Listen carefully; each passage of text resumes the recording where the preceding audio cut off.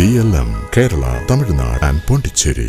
വിവാദങ്ങൾക്കൊടുവിൽ Congress അംഗം സുമാ താരിയൻ തിരുവാലി ഗ്രാമപഞ്ചായത്ത് പ്രസിഡന്റായി. പ്രസിഡന്റ് പദവിയെ ചൊല്ലി UDF-ൽ തർക്കം നിലനിന്നിരുന്നതിനാൽ ശനിയാഴ്ചത്തെ പ്രസിഡന്റ് വൈസ് പ്രസിഡന്റ് തിരഞ്ഞെടുപ്പ് ലീഗും കോൺഗ്രസും ബഹിഷ്കരിച്ചിരുന്നു. താൽക്കാലികമായി പ്രശ്നം പരിഹരിച്ചാണ് ഇരുവിഭാഗവും ഇന്നത്തെ പ്രസിഡന്റ് തിരഞ്ഞെടുപ്പിനെത്തിയത്. 19 സീറ്റുകളുള്ള തിരുവാലിയിൽ UDF-ന് 11ഉം LDF-ന് 8 അംഗങ്ങളുണ്ട്. ഇതിൽ കോൺഗ്രസിന് 7ഉം ലീഗിന് 4 മെമ്പർമാരാണുള്ളത്.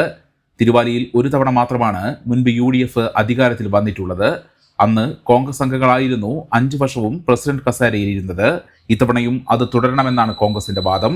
എന്നാൽ ഇത്തവണ ലീഗ് 2.5 വർഷം പ്രസിഡന്റ് പദവി ആവശ്യപ്പെട്ടതോടെയാണ് തർക്കം ആരംഭിച്ചത്. ഇതിന് കോൺഗ്രസ് വഴങ്ങാതായതോടെ ലീഗ് അംഗങ്ങൾ പ്രസിഡന്റ് തിരഞ്ഞെടുപ്പിൽ നിന്ന് വിട്ടുനിന്നു. ഇതോടെ കോൺഗ്രസ് അംഗങ്ങളും തിരഞ്ഞെടുപ്പിനെത്തിയില്ല.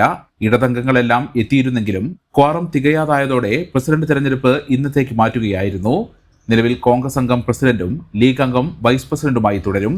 ബാക്കി കാര്യങ്ങൾ പിന്നീട് തീരുമാനിക്കാമെന്നാണ് ജില്ലാ നേതൃത്വത്തിന്റെ നിലപാട്. തിരഞ്ഞെടുപ്പിന് ശേഷം UDF നേതാക്കളും പ്രവർത്തകരും പുതിയ പ്രസിഡന്റിനെയും വാർഡ് അംഗങ്ങളെയും പങ്കെടുപ്പിച്ച് തിരുവാലിയിൽ വിജയാഹ്ലാദ പ്രകടനവും നടത്തി.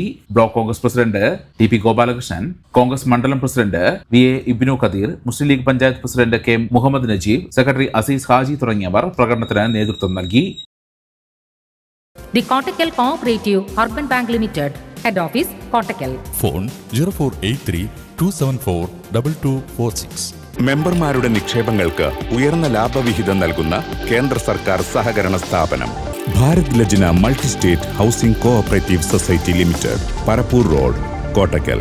ഫോൺ 9946 999976.